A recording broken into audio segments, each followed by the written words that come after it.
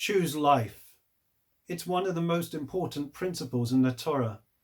And it's something that we have all been thinking about. What does it mean, life? Many of the things that were so important in our lives for so long, all of a sudden have disappeared or seen as insignificant in the current climate.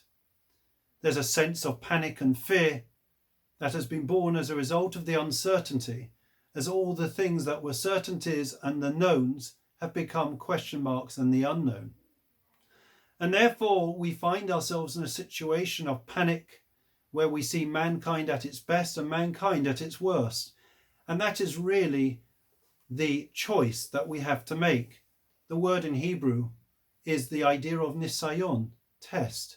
Whenever we find ourselves in any given challenging situation, it is considered a trial, like that of Abraham that went before us.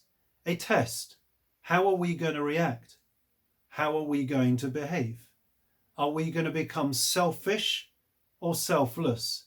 Are we going to think in terms of others or just ourselves?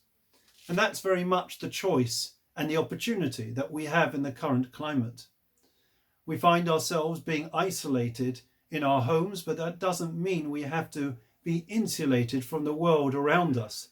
We can and we should take the opportunity to strengthen our bond and our relationships with those around us. First and foremost, our family, but also our neighbours, our friends, and also those that are more vulnerable in society, and they need our support at this time. The story goes about Howard Schultz, who is the CEO of Starbucks, who visited Israel with a bunch of businessmen. They wanted to meet the great dean of the Yeshivas Mir, Rav Nosson Tzvi Finkel. And on entering his study, they were asked by him as to what did they think was the lesson of the Holocaust. Each of them gave a particular answer. One said it was never again. The other one said is to stop anti-Semitism, and so on and so forth. Rav Nosson Tzvi Finkel shook his head, and he said to them, in the Holocaust, in each of the camps, in the beds, there were 6 to a bed.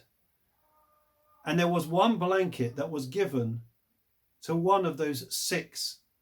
And he had a simple choice. Was he going to keep that blanket for himself or herself? Or were they going to share it with the other 5 people? Said Rav Nosson Tzvi Finkel, that is the choice that we all have in life. He says you all have your own blanket, your own gifts and blessings. Take it and push it towards another 5 people. And I think that that is a lesson and message for us in the current climate. Yes, it's tough. It's challenging. It's not what we expected and it's not what we want. But we still have a blanket. We still have so much. And now is the time to make the most of that opportunity and to push our blanket of the blessings that we do have towards other people less fortunate than ourselves. Wishing you all Shabbat Shalom.